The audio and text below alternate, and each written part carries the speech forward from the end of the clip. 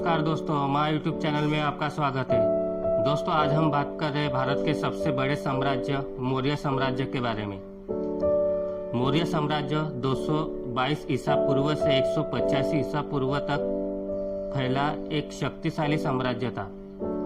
मौर्य साम्राज्य ने 136 वर्ष तक भारत में राज किया। मौर्य साम्राज्य उस समय सबसे समृद्ध साम्राज्यों में से एक था। यह साम्राज्य पूर्व में मगध राज्य में से गंगा नदी के मैदानों से शुरू हुआ। इसकी राजधानी पाटलिपुत्र थी, जो वर्तमान में पटना नाम से जाना जाता है। उस समय मगध भारत का सबसे शक्तिशाली राज्य था। मगध पर कब्जा होने के बाद चंद्रगुप्त सत्ता में काबिज हुआ, जिन्हें मौर्य साम्राज्य का संस्थापक कहा जाता है।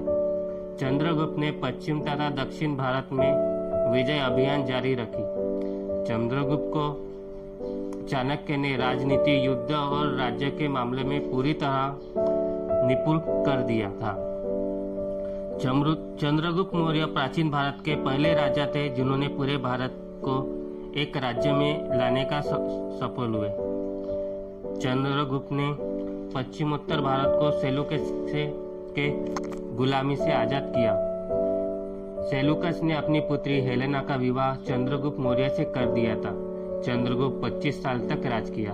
बाद में उन्होंने अपने पुत्र बिंदुसार को राजगद्दी देकर जैन धर्म अपनाया और वनों में सादा जीवन व्यतीत करने लगे।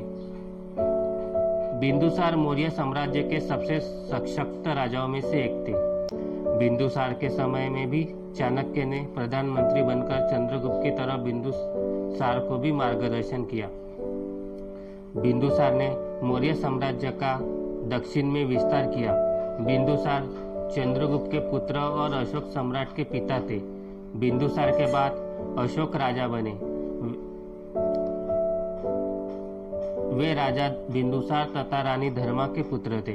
अशोक के कई सौतेले भाई थे, उनमें बचपन से ही प्रतिस्पर्धा रहती थी। अशोक की इस प्रतिस्पर्धा से उनके भाई अशोक से घृणा करते थे। सुसीम की अशोक से कभी बनती नहीं थी। एक दिन सुसीम व उसके भाइयों ने मिलकर अशोका के मां को मार डाला। ये बात जब अशोका को पता चली, तब उन्होंने अपने सारे भाइयों की हत्या कर डाली और वे मौर्य साम्राज्य के तीसरे सम्राट बने। सत्ता संभालते ही अशोक ने अपना साम्राज्य असम से ईरान तक फैलाया। यह विशाल साम्राज्य उस समय से आज तक भारत का सबसे बड़ा साम्राज्य रहा है। सम्राट अशोक विश्व के सभी महान राजाओं में हमेशा शीर्ष पर रहे हैं। सम्राट अशोक भारत के सबसे शक्तिशाली महान सम्राट थे। सम्राट अशोक को चक्रवर्ती सम्राट अशोका भी कहा जाता है। सम्राट अशोक को अपने विस्तृत साम्राज्य से बेहतर प्रशासन तथा बौद्ध धर्म के प्रचार के लिए भी जाना जाता है। अशोक ने संपूर्ण एशिया में बौद्ध धर्म का प्रचार किया। सम्राट अशोक के बारे में कई शिलालेख आज भी भारत के कई स्थानों में दिखाई देते हैं। सम्राट अशोक प्रेम, सहिष्णुता, सत्य, अहिंसा और शाकाहारी जीवन प्रणाली के सच्चे समर्थक थे।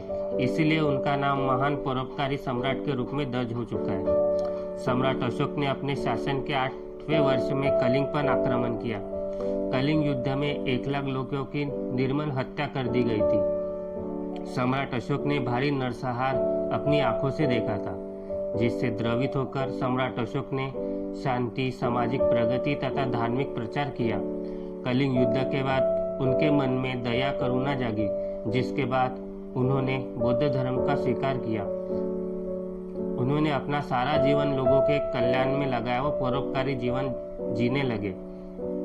अशोक ने लगभग 36 वर्षों तक शासन किया, जिसके बाद उनकी मृत्यु हुई।